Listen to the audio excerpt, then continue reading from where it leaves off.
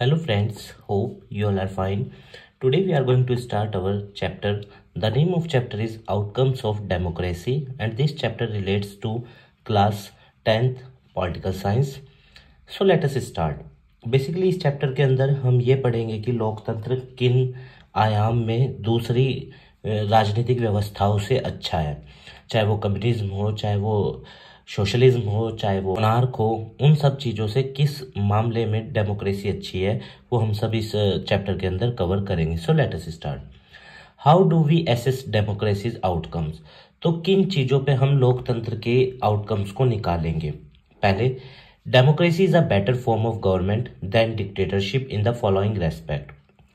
लोकतंत्र के अंदर जो सरकार बनती है वो तानाशाही से अच्छी होती है, क्योंकि देखो तानाशाह जो होता है वो किसी के प्रति अकाउंटेबल नहीं होता, उसको किसी का फेयर नहीं होता, ना वो किसी चीज की रेस्पॉन्सिबिलिटी को सीरियसली लेता। पर डेमोक्रेसी के अंदर जो रूलर है उसको ये बात पता है कि अगले इलेक्शंस में भी उसको कंटेस्ट करना है इलेक्शन, और क्योंकि डेमोक्रेसी के अंदर लोग जनता सबसे बड़ी होती है और जनता ही वोट जिसको भी डालेगी वो जीत जाएगा। तो इसलिए जो गवर्नमेंट लोकतंत्र के अंदर बनती है वो ज्यादा रेस्पॉन्सिबल एंड ज्यादा अकाउंटेबल होती है। Promote equality among citizens. लोकतंत्र के अंदर सभी सिटीजन्स इक्वल हैं, तभी तो हमारे यहाँ article 14 equality before law and equal protection of law, या article 15 no discrimination on the basis of race, caste, gender and place of birth या रिलीजियन। आर्टिकल 16 है इक्वालिटी ऑफ अपॉर्चुनिटी, या 17 है अबॉलिशन ऑफ अनटचेबिलिटी, या फिर 18 है abolition of title. तो ये जो आर्टिकल्स डाले गए हैं ये इक्वालिटी तो प्रमोट करते हैं ताकि लोकतंत्र के अंदर हर नागरिक अपने आप को स्वतंत्र और अपने आप को बराबर समझे। Enhance the dignity of the individual. अब देखो लोकतंत्र के अंदर लोगों की गरिमाओं की भी रक्षा होती है और लोगों की जो डिग्निटी है या जो उनका सोच है उसको भी स्वतंत्रता मिलती है, और एक व्यक्ति अपने व्यूज, अपने एक्सप्रेशन को व्यक्त करने के लिए स्वतंत्र होता है। तभी तो आर्टिकल 19 के अंदर freedom of speech and expression दिया गया है। Improve the quality of decision making. लोकतंत्र में निर्णय बढ़िया लिए जाते हैं। क्यों? क्योंकि चर्चाएं की जाती है चीजों के ऊपर, जैसे पार्लियामेंट्री फॉर्म ऑफ गवर्नमेंट होती है लोकतंत्र में, इंडिया में है। तो यहाँ पे जब भी कोई बिल पास होना होता है, विधेयक बनना होता है, तो पहले लोकसभा में या राज्यसभा में चर्चा होती है। मनी बिल को सिर्फ लोकसभा में इंट्रोड्यूस किया जा सकता है पहले, ऑर्डिनरी बिल राज्यसभा में भी इंट्रोड्यूस किए जा सकते हैं पहले। तो चर्चाएं होती हैं और समाज के अलग अलग वर्ग के लोग जब एक साथ बैठते हैं संसद के अंदर, रिप्रेजेंटेशन तो क्योंकि इंडिया एक डाइवर्स कंट्री है तो अलग अलग सेक्शन के लोग आके संसद में जीतकर आके सांसद बनने के बाद चीजों के ऊपर चर्चाएं करते हैं, उससे निर्णय बढ़िया आता है। Provide methods to resolve conflict. लोकतंत्र के अंदर इतना स्कोप होता है कि जो मतभेद है या आपसी कन्फ्लिक्ट है या जो किसी भी बेस पे कन्फ्लिक्ट्स हैं उन पे बैठ के चर्चाएं हो सके, उनका सॉल्यूशन फाइंड आउट किया जा सके। और देशों में नहीं, जनरली और व्यवस्थाओं में ये पॉसिबल नहीं हो पाता। Allow room to correct mistakes. और अगर लोकतंत्र में मान लो कोई काम गलत हो जाता है, जैसे कोई विधेयक बिल पास हो गया और जनता को वो पसंद नहीं आ रहा है, तो जनता उसका विरोध करेगी, सरकार उस बिल को विड्रॉ कर लेगी। या कई बार कोई अनडेमोक्रेटिक काम हो जाता है या फिर अनकॉन्स्टिट्यूशनल काम हो गया, तो उसको ठीक करने के लिए लोकतंत्र में स्पेस होता है। Democracy produce accountable, responsive and legitimate government. लोकतंत्र के अंदर सरकार कैसी बनती है? अकाउंटेबल, जो जनता के प्रति जिम्मेदार होती है। रेस्पॉन्सिव, जनता की जरूरतों को ध्यान में रखती है। लेजिटिमेट, जनता के द्वारा चुने गए रिप्रेजेंटेटिव्स गवर्नमेंट बनाते हैं। In democracy peoples have the right to choose their rulers and they have control over their rulers. तो लोकतंत्र के अंदर जनता के पास अधिकार है अपने शासकों को चुनने का और अपने शासकों के ऊपर कंट्रोल का भी। क्यों? क्योंकि उनके जो द्वारा चुने गए रूलर है वे क्या करेंगे, कल को जब पॉलिसी बनाएंगे तो जनता के हित में बनाएंगे, समाज के हर वर्ग को ध्यान में रख के बनाएंगे। और अगर वो कॉन्स्टिट्यूशनल काम नहीं करते या जनता की नीड्स को नहीं ध्यान में रखते तो जनता अगले इलेक्शंस में उनको वोट नहीं देगी। Citizens can participate in decision making directly और इनडायरेक्टली। देखो हम नागरिक जो होते हैं, डायरेक्टली तो पॉसिबल हो नहीं पाएगा इंडिया जैसे बड़े देश के लिए कि डायरेक्टली पार्टिसिपेट करें, पर इनडायरेक्टली हम करते हैं। कैसे? हम अपने द्वारा चुने गए रिप्रेजेंटेटिव्स को संसद के अंदर भेजते हैं, फिर या विधानसभा में भेजते हैं राज्यों में, फिर वो हमारे बिहाफ पे पॉलिसी बनाते हैं हम लोगों के लिए। तो ये इनडायरेक्टली पार्टिसिपेशन हो गया। Thus, democracy produces a government that is accountable to the citizens and responsive to the needs and expectations of the citizen। तो लोकतंत्र के अंदर जो सरकार बनती है वो जनता के प्रति अपनी उत्तरदायित्व रखती है, जनता की ज़रूरतों को पूरा करना उसकी जिम्मेदारी है, उनके एक्सपेक्टेशंस को मीट करना लेजिटिमेट गवर्नमेंट की जिम्मेदारी है, क्योंकि जनता ने उनको चुना है। Democracy ensures that decision making is based on norms and proper procedure। लोकतंत्र के अंदर कोई भी निर्णय जब लिया जाता है या कोई भी काम किया जाता है तो सारे कॉन्स्टिट्यूशनल प्रोविजंस को ध्यान में रख के किया जाता है, और जो भी एक प्रॉपर प्रोसीजर होता है कार्य करने का वो भी फॉलो अप किया जाता है। So a citizen who want to know if a decision was taken through the correct procedure can find out this information। और अगर एक व्यक्ति जानकारी चाहता है किसी भी बिल के बारे में कि वो सही तरीके से बनाया या नहीं बनाया, कोई भी काम सही से हुआ या नहीं हुआ है, वो आसानी से जान सकता है। जैसे तभी तो हमारे यहाँ right to information act pass हुआ था।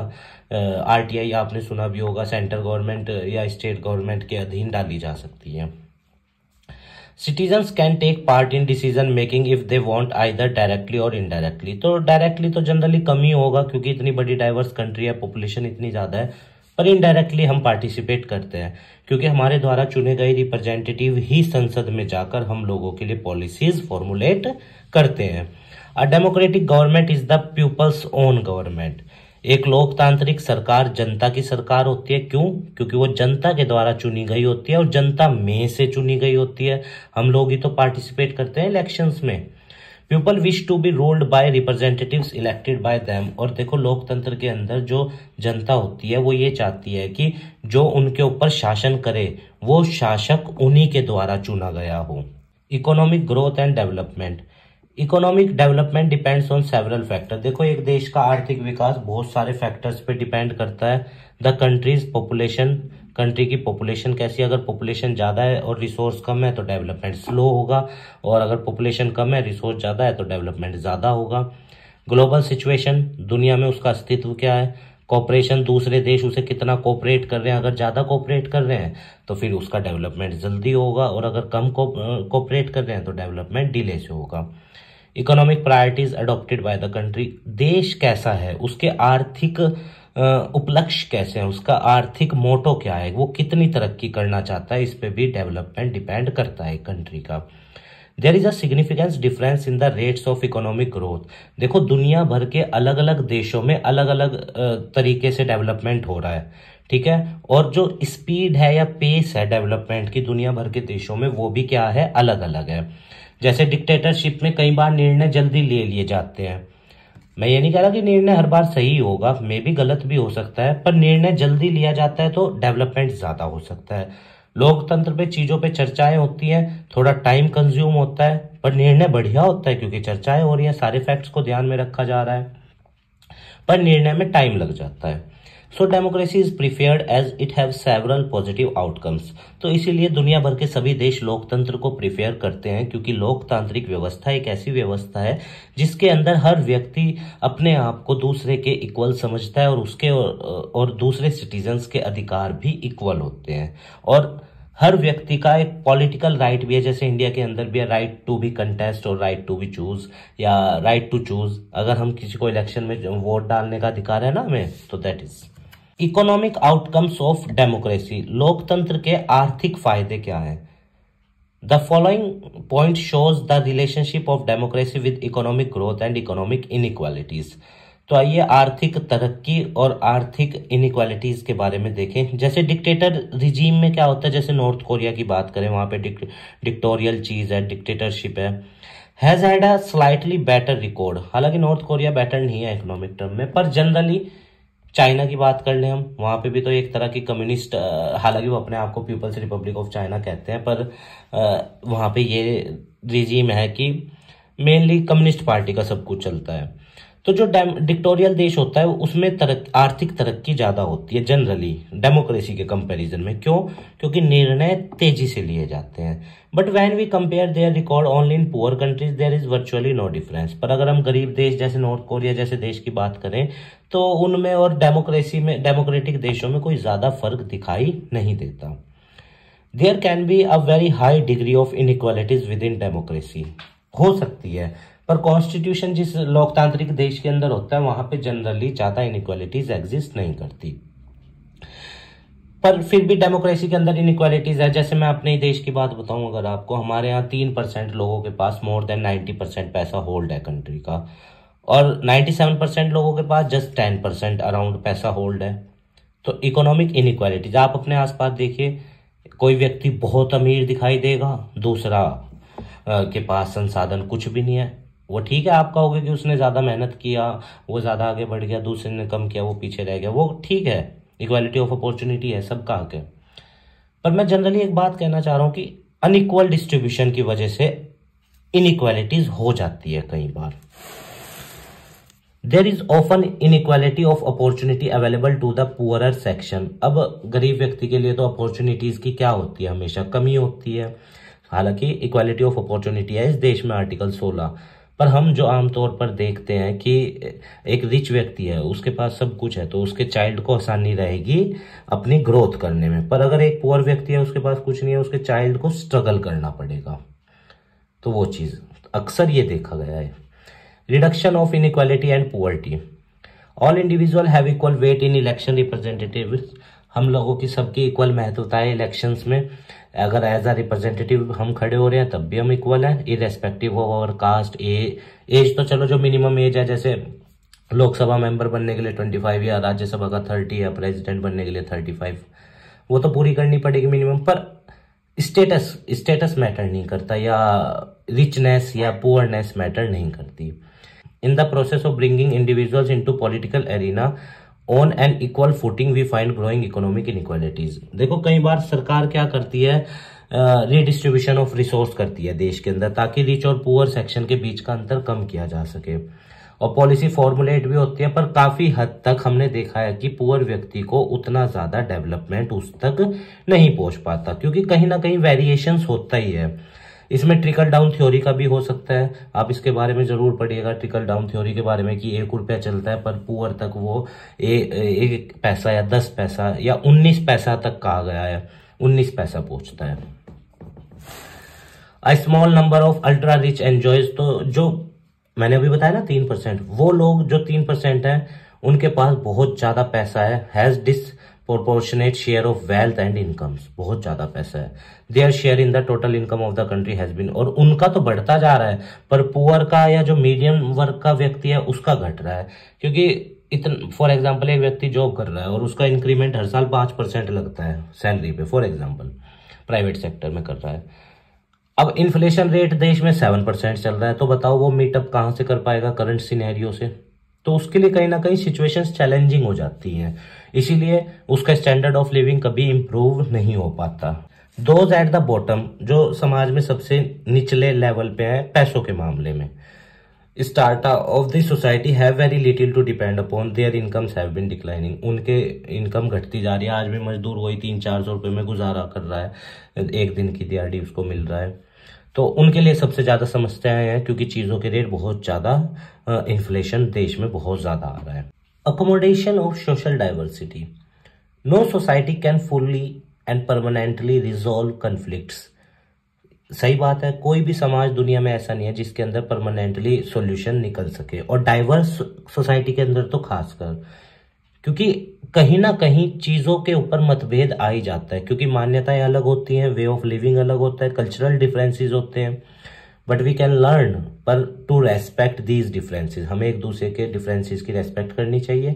And we can involve mechanism to negotiate the differences, और अगर कोई डिफरेंस है भी तो बैठ के उस पर चर्चा करें, चीज़ों को सॉर्ट आउट करने की कोशिश करें, कन्फ्लिक्ट्स को अवॉइड करें। क्योंकि हमने देखा श्रीलंका के अंदर पावर शेयरिंग चैप्टर में सिन्हाला वालों ने जब मेजोरिटेरियन एक्ट पास किया तो सिविल वॉर तक हो गया, देश की यूनिटी अंडरमाइन हो गई।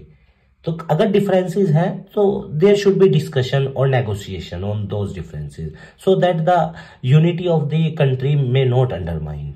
Democracy is best suited to produce this outcome. लोकतंत्र के अंदर चर्चाएं होती हैं चीजों पे, इसीलिए लोकतंत्र सबसे बढ़िया है।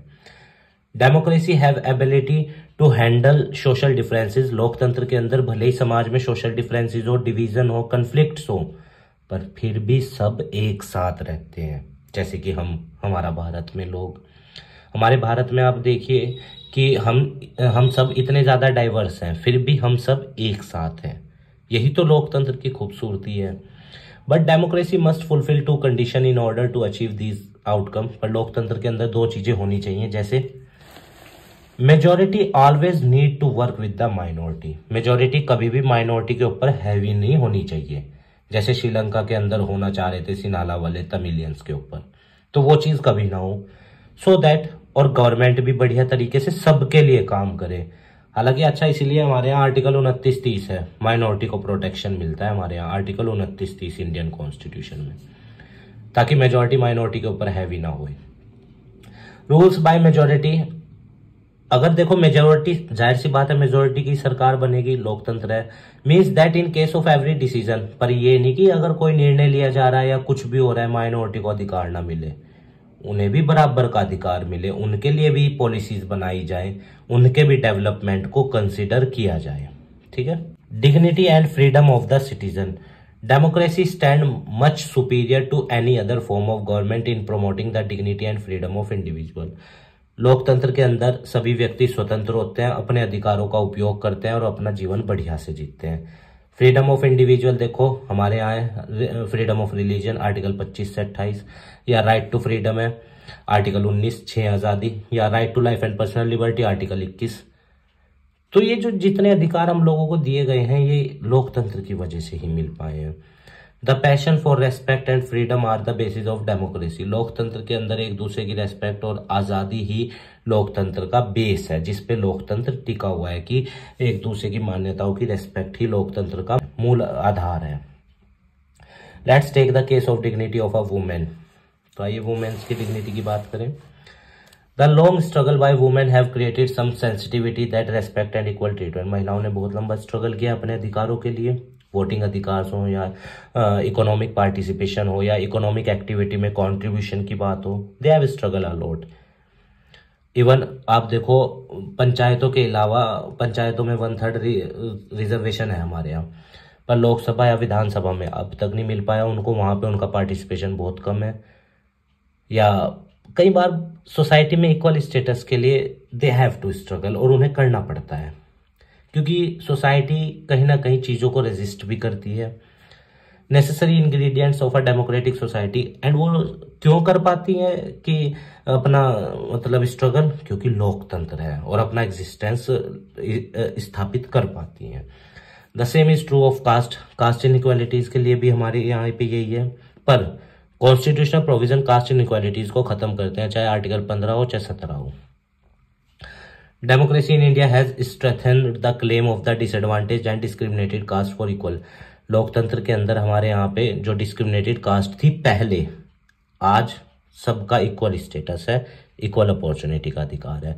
तभी तो आर्टिकल 17 अबोलिशन ऑफ अनटचेबिलिटी या article 15 abolition of discrimination on the basis of race caste शब्द मेंशन है वहां कि भेदभाव नहीं होगा।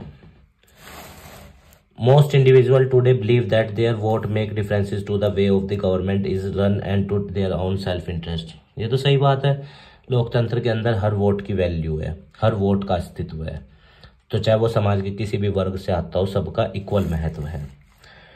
Democratic examination never get over. लोकतंत्र की परीक्षाएं कभी खत्म नहीं होती, क्योंकि डाइवर्स देश के अंदर चैलेंजेस आते ही रहेंगे और वो लोकतंत्र कैसे उनको सोल आउट करता है या कैसे उनको टेक ओवर करता है, वही लोकतंत्र की खूबसूरती को दर्शाता है। एज इट पासिस, जैसे ही एक टेस्ट पूरा होगा लोकतंत्र में कोई दूसरा चैलेंज आ जाएगा सामने। As people get some benefits of democracy they ask for more, लोगों को डेमोक्रेसी के कुछ फायदे पहुंचते हैं तो वो औरों की डिमांड करते हैं, फिर और अच्छा बनाना चाहते हैं लोकतंत्र को। The fact that peoples are complaining is itself a testimony to the success of democracy. और कई बार जब लोग कंप्लेन करते हैं कि ये कमी है वो कमी है, ये इसको ऐसे सोल्व किया जाए, यही डेमोक्रेसी की सक्सेस है। देखो डाइवर्स देश है, चैलेंज तो हो ही सकते हैं, जाहिर सी बात है, कन्फ्लिक्ट भी हो सकते हैं, पर जो ये लोकतंत्र के अंदर नेगोशिएशन हो जाती है ना चीजों पे, यही लोकतंत्र को बढ़िया बनाती है कि सॉर्ट आउट हो जाती है प्रॉब्लम और सब मिलके रहते हैं। तो ठीक है गाइज, आपको ये चैप्टर समझ में आया होगा। हमारे काम को सपोर्ट करने के लिए वीडियो को लाइक कीजिएगा, अपने दोस्तों के साथ शेयर कीजिएगा और हमारे चैनल को भी सब्सक्राइब कर दीजिएगा। और अगर आपकी इस चैप्टर से रिलेटेड कोई क्वेरी है तो आप हमें कमेंट बॉक्स में बताना, हम उसका आंसर देने की पूर्ण रूप से कोशिश करेंगे। ठीक है स्टूडेंट्स, आप स्वस्थ रहिए, खूब लाइफ में आगे बढ़िए, यही हमारी मनोकामना है।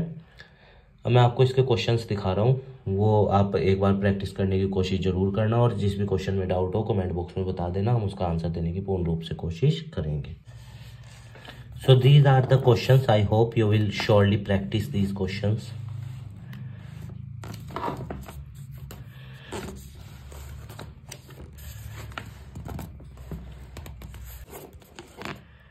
बहुत अच्छे क्वेश्चन है, इनकी प्रैक्टिस करना, इनके आंसर राइटिंग की प्रैक्टिस करना, आपको बोर्ड एग्जाम में बहुत हेल्प मिलेगा।